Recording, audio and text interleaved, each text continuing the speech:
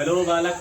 तो आज हम लोग फिर से फिजिक्स की टॉपिक लेकर उपस्थित हुए हैं, जिसमें आप लोगों को ये बता दिया गया कि प्रोजेक्टाइल मोशन क्या होता है ऑफलाइन वाली क्लास में।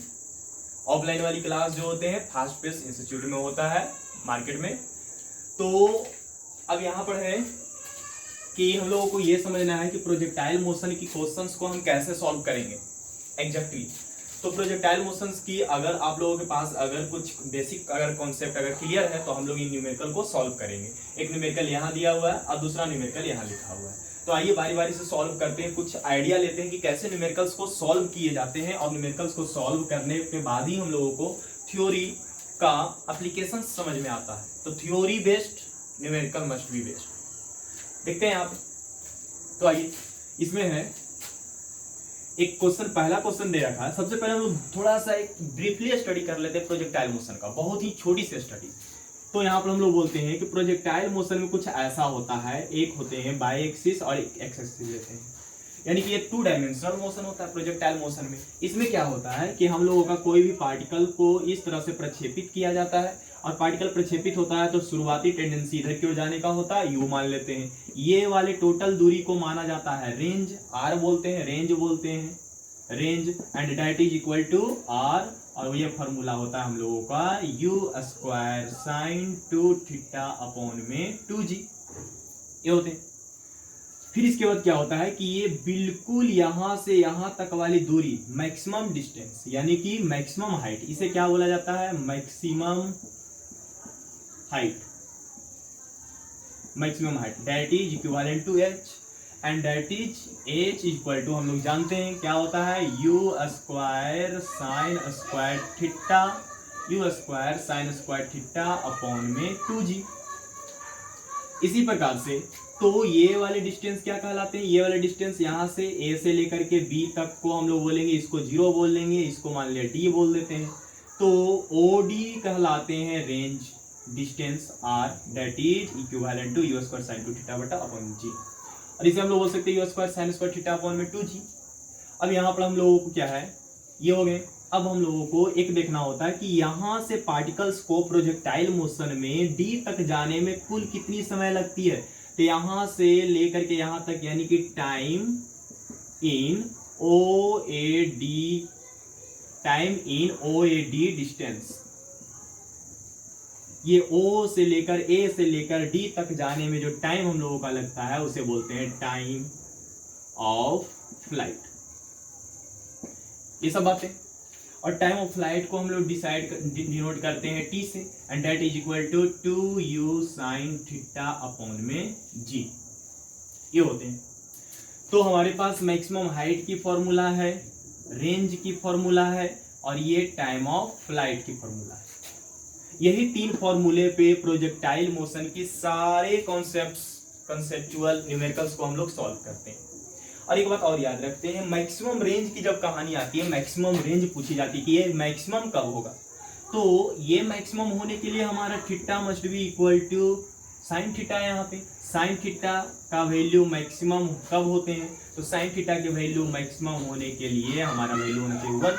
साइन थीटा 1 पर मैक्सिमम होगा, यानी कि theta must be equal to sine inverse 1, and sine inverse 1 is equal to pi by 2, 90 degree, 90 degree. But यहाँ पे हमारा 2 थीटा, तो हमारा कितना हो जाएगा, 2 थीटा बराबर पाई बाई 2, इसलिए थीटा बराबर 2 कहाँ चला जाएगा, नीचे चला जाएगा।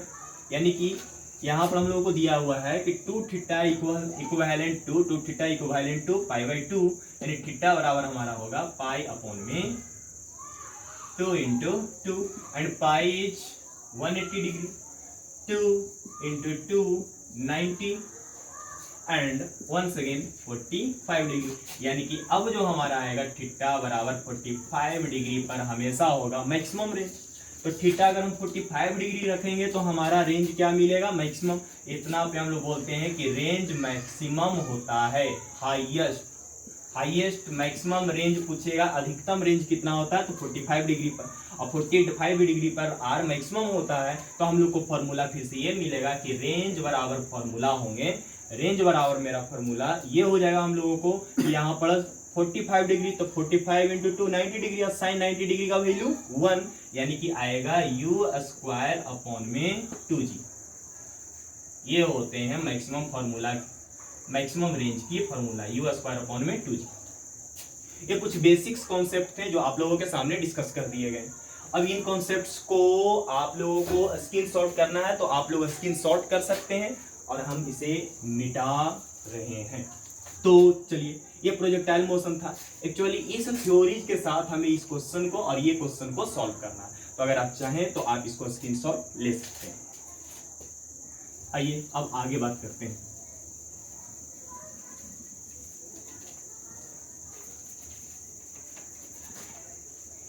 चलिए, अभी कुछ थोड़ा सा ब्रीफली स्टडी हम लोग कर लिए कॉन्सेप्ट के बारे में कि प्रोजेक्टाइल मोशन होता क्या है, कैसे प्रक्षेप किया जाता है। उसे जब भी प्रक्षेप किया जाता है तो हॉरिजॉन्टल से कुछ एंगल ही बना करके प्रक्षेप किया जाता है, तो यही है प्रोजेक्टाइल मोशन। तो प्रोजेक्टाइल मोशन में ये क्वेश्चन को हम लोग सॉल्व करने की कोशिश करते हैं। अगर हम लोग ये क्वेश्चन को सॉल्व करने की कोशिश करते हैं तो this is a projectile motion. अगर किसी वस्तु को ऐसा फेंका, ये वेलोसिटी u से गया, तो इसका x कंपोनेंट उठता है, x एक्स की ओर वेलोसिटी का कंपोनेंट होता है u cos थीटा, और बाय x इसकी ओर कंपोनेंट होता है u sin थीटा। याद रखना, तब यदि यहाँ पर एंगल दिया हो थीटा। तो इस न्यूमेरिकल को हम लोगों को सॉल्व करना है, तो कुछ एक बेसिक कॉन्सेप्ट, कभी परसेंटेज का न्यूमेरिकल से आए, परसेंटेज से रिलेटेड, तो परसेंटेज से रिलेटेड न्यूमेरिकल कभी भी आए तो उसमें सिर्फ ये करना है, आपका न्यूमेरिकल्स दो ही तरीके से दे सकते हैं, परसेंटेज इंक्रीज या फिर बोल सकता है परसेंटेज डिक्रीज। तो परसेंटेज इंक्रीज का मतलब होता है कि कितना परसेंट वो इंक्रीज किया है, परसेंटेज डिक्रीज मतलब कि कितना पहले से वो घट गया है। इसको निकालने का सबसे पहले एक शॉर्ट तरीका यहाँ पे याद रखना है।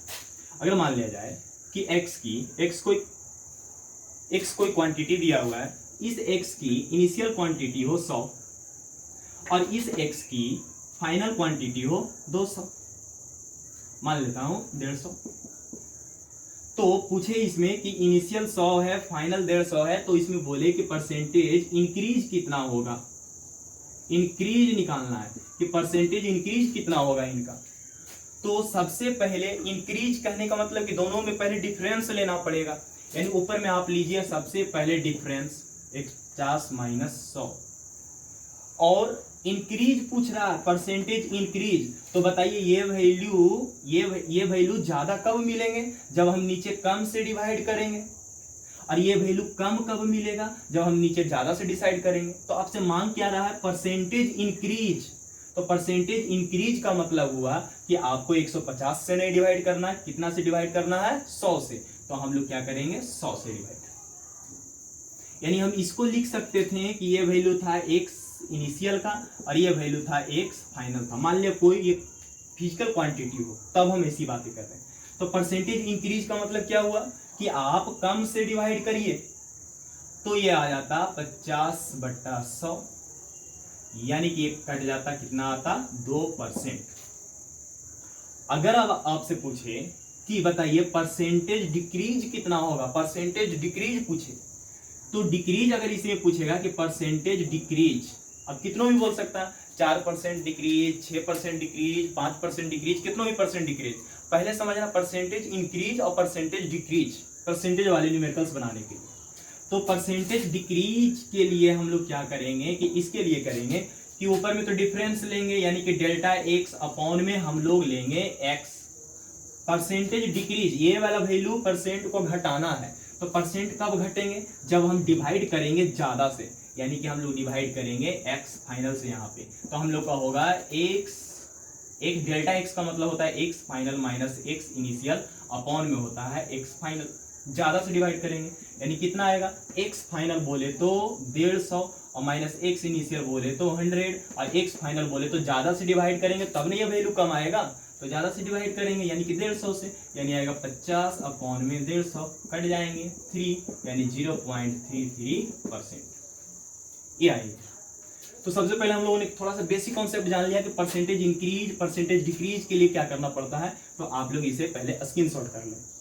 ओके, आई होप स्क्रीनशॉट हो गया हम। नाउ नेक्स्ट, अब हम लोग आते हैं कि न्यूमेरिकल की बोल क्या रहा है, न्यूमेरिकल बताएं, बोलना क्या चाहता है, ये न्यूमेरिकल कैसे सॉल्व होंगे, ये न्यूमेरिकल कैसे सॉल्व होंगे।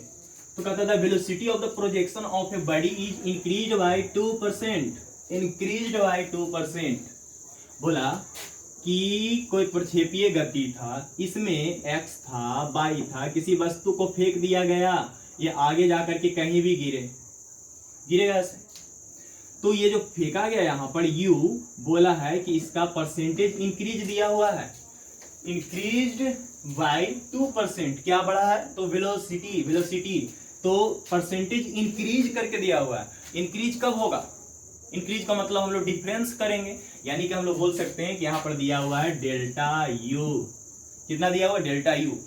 तो देखना है यहाँ पर कि 2% यहाँ पर दिया हुआ परसेंटेज इंक्रीज, इस पे बात करते हैं पहले। इंक्रीज मतलब 2% दिया हुआ है। तो चलिए देखते हैं।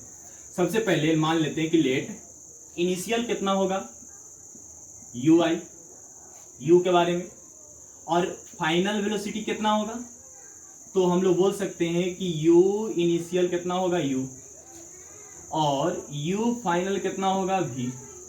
मान लिया परसेंटेज के बात जब कर रहे हैं तो a इनिशियल होगा और बड़ा ज्यादा वाला कौन होगा? v होगा। अब हमको निकालना है कि परसेंटेज इंक्रीज को हम कैसे लिख सकते हैं? तो परसेंटेज इंक्रीज को हम लोग लिख सकते हैं v क्या होता है? फाइनल, यानी कि u final minus u initial upon में परसेंटेज इंक्रीज लेना है। तो इंक्रीज लेने के लिए जो शुरुआत वाला होगा कम उसको लेंगे। तो उसको हम क्योंकि इंक्रीज किया है, 2% से इंक्रीज किया है, तो ये बात तो तय है ना कि अंतिम होते तक भी वेलोसिटी बढ़ते रहा होगा, घटा नहीं होगा। तो हमको कम से डिवाइड करेंगे तो इंक्रीज निकलेगा, यानी कि u से डिवाइड करना होगा। किससे? तो u से। तो हम लोग डिवाइड करेंगे u इनिशियल से। कितना आएगा? तो ये दोनों को हम लिख सकते हैं v माइनस यू अपॉन में कितना? u। अब हम लोग को कितना आएगा? तो परसेंटेज इंक्रीज बोले तो परसेंटेज इंक्रीज बराबर लिख सकते हैं v माइनस यू को delta u change in velocity, और अपॉन में कितना होगा? u। और ये बताइए डेल्टा u अपॉन में u बराबर है परसेंटेज इंक्रीज। तो बताइए कि एक वैल्यू कितना दिया हुआ है? परसेंटेज इंक्रीज का है डेल्टा u अपॉन में u, और इसका वैल्यू कितना दिया हुआ है? 2% दे रखा। अब ये बात हम लोग करते हैं, परसेंटेज इंक्रीज ये था 2% का मतलब इतनी सारी बातें दिया हुआ था इस क्वेश्चन में। अब हम लोग बात करते हैं इसमें कि परसेंटेज इंक्रीज देख करके आपसे क्वेश्चन में ये पूछा है कि what will be the percentage change in maximum height. अगर हम वेलोसिटी में परसेंटेज इंक्रीज कर रहे हैं या डिक्रीज कर रहे हैं तो उसकी हाइट पे क्या प्रभाव पड़ेगी? मैक्सिमम हाइट पे। और मैक्सिमम हाइट के लिए हम लोग जानते हैं कॉन्सेप्ट ऑलरेडी। तो मैक्सिमम हाइट के लिए बातें क्या होती है? तो मैक्सिमम हाइट के लिए होता है for the maximum height, maximum height h। बताइए ध्यान से, हम लोग जानते हैं कि मैक्सिमम हाइट बराबर फॉर्मूला होता है u square sine square theta upon में 2g। क्वेश्चन में एक बात और बोला है, रिमेनिंग अनचेंज्ड, बोलता है अदर फैक्टर, अदर जितने भी फैक्टर हैं वो अनचेंज्ड है, मतलब नहीं बदलेगा, वही रहेगा हमेशा। बाकी जितने भी इसमें फैक्टर, इसमें बहुत सारे फैक्टर्स है। फैक्टर्स कौन कौन है? इसमें हाइट है, वेलोसिटी है, ग्रेविटेशनल एक्सेलरेशन है, एक्सेलरेशन ड्यू टू ग्रेविटी है, थीटा है, साइन थीटा है, बहुत सारी चीजें दिया हुआ है। सबके सब फैक्टर कहलाते हैं सेपरेट। इस पूरे न्यूमेरिकल के लिए फैक्टर कहलाएगा मैक्सिमम हाइट होने के लिए। बोलता है सभी फैक्टर वही रह जाएगा, कोई बदलाव नहीं होगा, सिर्फ वेलोसिटी में 2% का इंक्रीज कर दिया गया है शुरुआत में। तो हाइट में कितना इंक्रीज होगा? तो हमें देखकर यहाँ से क्या पता चल रहा है? हमें देखकर यहाँ से पता चल रहा है कि हाइट क्या है? Directly proportional to u square. ये height directly proportional to u square है, क्योंकि ये कांस्टेंट ये सबको नहीं बदला है। तो सब जब नहीं कोई चीज बदलता तो सब कांस्टेंट। तो ये टोटल टर्म्स कांस्टेंट और प्लस बराबर जब हटेगा तो प्रोपोर्शनलिटी आएगा।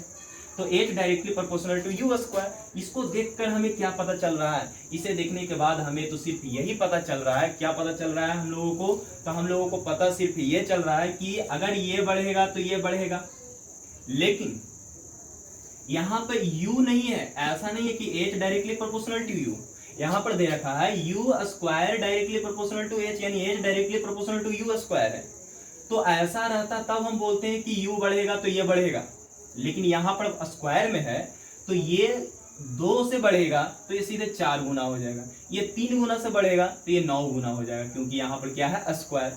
तो इस हिसाब से हम बोल सकते हैं कि h जो है, ये h जो है डायरेक्टली प्रोपोर्शनल टू है इसका, ये जितना भी होगा उसके 2 गुने का। कितने गुने का है ये? 2 गुने का, यानी कि ये 2 गुना से बढ़ेगा। अगर हम इसकी वैल्यू 3 रखेंगे तो 3 गुना, तो हम इसको ऐसे भी लिख सकते हैं या ऐसे भी लिख सकते हैं, कोई फर्क नहीं पड़ने वाला है यहाँ पर। अब इसमें क्या करेंगे, थोड़ा सा यहाँ पे ये देखना है ध्यान से कि नाउ हम लोग देखेंगे कि अगर ये 1 गुना बढ़ेगा तो हाइट 2 गुना बढ़ेगा, तो ये 2% बढ़ेगा। तो हम लोग ऑलरेडी पहले ही आंसर जान रहे हैं, ये कितना परसेंट बढ़ेगा? 4% बढ़ेगा। लेकिन हमें इसे सॉल्व करना है, बहुत ही आसान क्वेश्चन है। सिर्फ यहीं पे देख के हम लोग इसका आंसर दे सकते हैं कि आंसर मस्ट बी 4%, 4% होगा। क्यों होगा? क्योंकि अगर ये 2 गुना बढ़ेगा, वेलोसिटी 2% बढ़ेगा, तो जाहिर सी बात है कितना परसेंट चेंज होगा इसमें? 4%। अगर ये 3% होगा तो ये 9%। क्वेश्चन तो यहीं पे सॉल्व हो गए, लेकिन इसको हम लोग को थोड़ा सा और डिटेल में देखना है कैसे हो रहा है। तो हम लोग ये पूरी बातों को कंक्लूजन को लाए हैं, तो यहां तक हम लोग देखते हैं कि क्या होगा कि अब हम लोग देखते हैं कि अगर h डायरेक्टली प्रोपोर्शनल u हम लोग लेंगे, h को डायरेक्टली प्रोपोर्शनल u लेंगे, तो स्क्वायर वगैरह को शो करने के लिए यहाँ कितना से गुना करना पड़ेगा? 2 से, क्योंकि अगर हम यहाँ रखेंगे 2 तो 2 दूना 4 होगा, तो 2 दूना 4 होंगे। तो अब हम लोग ऐसा कर रहे हैं कि यहाँ पर आगे में ले रहे हैं 2, यानी कि हम लोग बोल सकते हैं, ध्यान से यहाँ पर देखना है कि जो इसमें चेंज होगा वो इसमें चेंज होगा, लेकिन इसकी चेंज जो होगी वो इसके 2 गुना से हमेशा आगे बढ़ते रहेंगे। तो 2 गुना से आगे बढ़ते रहेंगे, तो हम लोग ऐसा कर सकते हैं, यहाँ पर ध्यान देना है कि h तो इधर है u, यहां पर होगा डेल्टा h तो इधर होगा डेल्टा u, दोनों साइड में होगा। अगर हम इधर लिखेंगे परसेंटेज इंक्रीज या परसेंटेज डिक्रीज, भी तो पूछा है आपसे, क्या पूछा है कि percentage change in the maximum height attend, maximum height में कितना परसेंटेज का चेंज हुआ है ये पूछा है। तो परसेंटेज चेंज होने के लिए देखिए यहाँ पर परसेंटेज इंक्रीज या डिक्रीज, यहाँ पे लिखा हुआ है परसेंटेज इंक्रीज, और परसेंटेज इंक्रीज के लिए हम लोग डिवाइड करते हैं इनिशियल वैल्यू से, इंक्रीज कराना है तो परसेंटेज चेंज, तो यहाँ पर बताइए, यहाँ डेल्टा यू अपॉन में कितना है? यू, तो यहाँ का क्या हो जाएगा? h, क्योंकि दोनों प्रोपोर्शनल है, तो जो प्रोसेस इधर होगा वो प्रोसेस इधर होगा। अब यहाँ पर हमारा वैल्यूज ये है, इसको हम लोग रिलेट अगर कर रहे हैं, यहाँ पर अगर इसे हटा दिया जाए, इसे अगर हटा दिया जाए, और अगर हम लोग ये मान लेते हैं अगर a, और इसको अगर मान लेते हैं हम लोग कौन सा b, तो रिलेटिंग a एंड b, अगर a एंड b को अगर रिलेट कर दिया जाए, तो a और b को जब रिलेट करेंगे तो हम लोगों को ऐसा दिख रहा है कि डेल्टा h अपॉन में h डायरेक्टली प्रोपोर्शनल है डेल्टा u अपॉन में u के होल स्क्वायर के। ऐसा है, मैक्सिमम हाइट का रिलेशन यही होता है इसके साथ में। तो बताइए डेल्टा u अपॉन में u, तो डेल्टा h अपॉन में h डायरेक्टली प्रोपोर्शनल टू कितना होगा? तो डेल्टा u अपॉन में u का वैल्यू कितना दे रखा है? 2%। तो हम लोग करेंगे यहाँ कितना? 2%, और इसका स्क्वायर करेंगे तो हम लोगों को आ जाएगा, क्या आ जाएगा? डेल्टा h अपॉन में h बराबर, ये सारे कॉन्स्टेंट्स फिर से आ जाएंगे, कितना आ जाएगा? तो 4% आंसर। ये सॉल्यूशन था इस क्वेश्चन के लिए जो सामने दिया हुआ है। अब हम लोग क्या करते हैं इसमें, ये पहला क्वेश्चन का सॉल्यूशन था टोटल कि परसेंटेज वाला हो तो परसेंटेज इंक्रीज क्या होता है, डिक्रीज क्या होता है, टोटल बातें आप लोगों को बता दिया गया। अब बात है ये क्वेश्चन को ग्राफिकल क्वेश्चन रहेगा तो उसे कैसे सॉल्व किया जाता है। ग्राफिकल क्वेश्चन जब भी दे तो आप सीधे क्या करिए कि उसे तुरंत ले जाइए फॉर्मूले पे ले जाकर के सोचना है कि क्या होना चाहिए, नहीं होना चाहिए। तो इसमें हम ऐसा रखते हैं कि देखते हैं इस क्वेश्चन को, ये वाले क्वेश्चन को, सेकंड वाले को क्या बोलता है which of the graph is between the height h of projectile and time.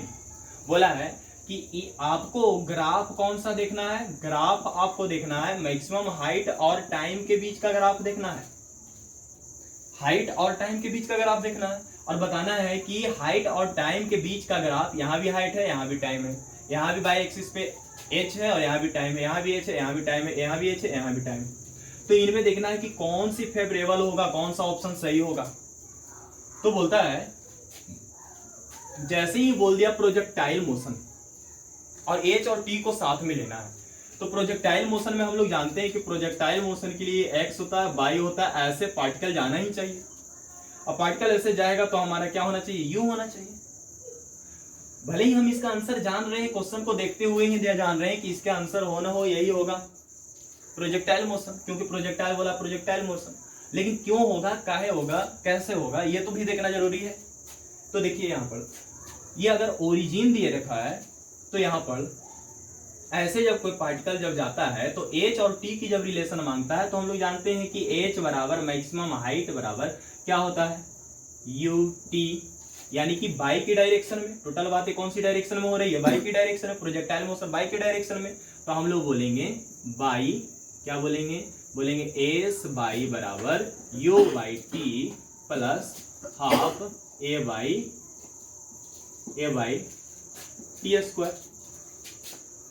तो क्या हो जाएगा हम लोगों के यहाँ पर, एस बाई बोले तो बाई के डायरेक्शन में दूरी, तो बाई के डायरेक्शन में दूरी क्या होता है, ये होता है मैक्सिमम हाइट, h बराबर u बाई, तो बाई के डायरेक्शन में बताइए वेलोसिटी कितना होता है, अगर u वेलोसिटी है तो u साइन थीटा हम लोग जानते हैं, और जिधर थीटा होता है उधर क्या होता है, u cos थीटा।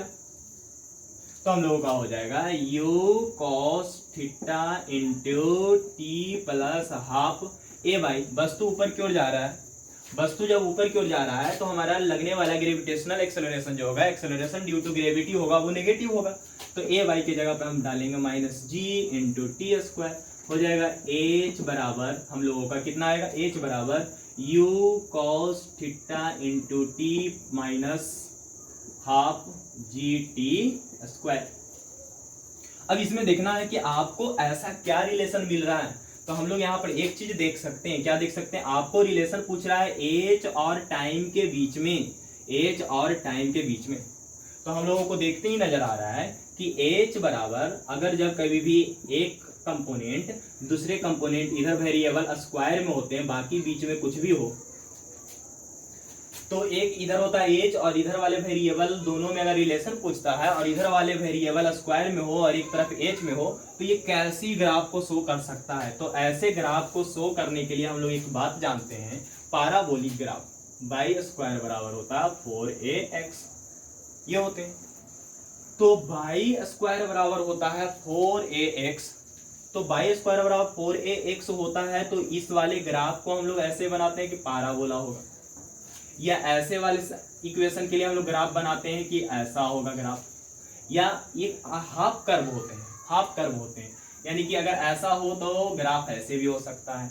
ये इक्वेशन के हिसाब से हमारा ग्राफ मतलब बदल सकता है, यानी ग्राफ की फॉर्मेट हमेशा एक चीज को हमेशा मेंटेन करेगा। वो किस चीज को मेंटेन करेगा ग्राफ की फॉर्मेट, तो पैराबोलिक ग्राफ का फॉर्मेट हमेशा ये वाले कर्व को मेंटेन करता है। तो आपसे पूछा था कि H और T में कैसा रिलेशन होगा, तो H और T में हमें सिर्फ और सिर्फ यहाँ पर ये देखना है कि कौन सा रिलेशन होगा। तो H और T में ये स्ट्रेट लाइन की रिलेशन आएगा, हालांकि स्ट्रेट लाइन कहीं है नहीं। अगर हम लोग इस H को ये वाला T से रिलेट करेंगे तो हम लोगों को एक स्ट्रेट लाइन की आना चाहिए, लेकिन ऑप्शन में स्ट्रेट लाइन है ही नहीं, ऑप्शन में टोटल कर्व्स हैं।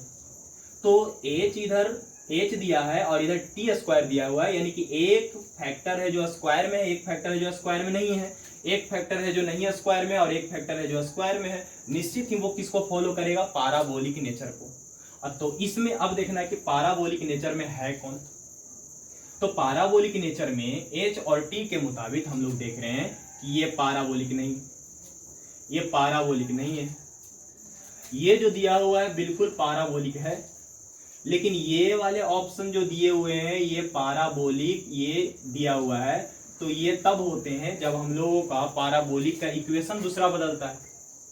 तो हम लोगों को यहाँ पर ये देखना है कि ये वाला जो पैराबोलिक नेचर है ये बिल्कुल यहाँ से, यानी पार्टिकल यहाँ से नहीं जाता है।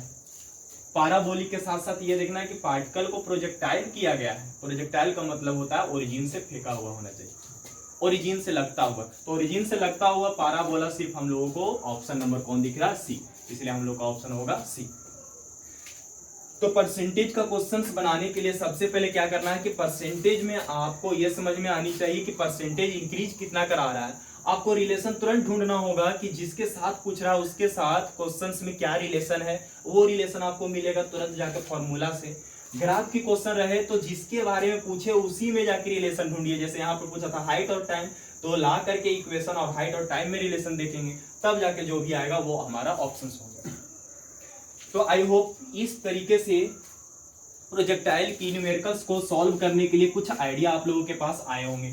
अगर ये आइडिया आए हैं तो अब ये आइडिया आगे और भी न्यूमेरिकल्स आएंगे, पार्ट बाय पार्ट करके प्रोजेक्टाइल्स की हम लोग और भी डिफरेंट टाइप की न्यूमेरिकल्स देखेंगे, और उसके बाद हम लोग का प्रोजेक्टाइल्स की जो समस्या होगी वो खत्म हो जाएगी प्रोजेक्टाइल मोशन की।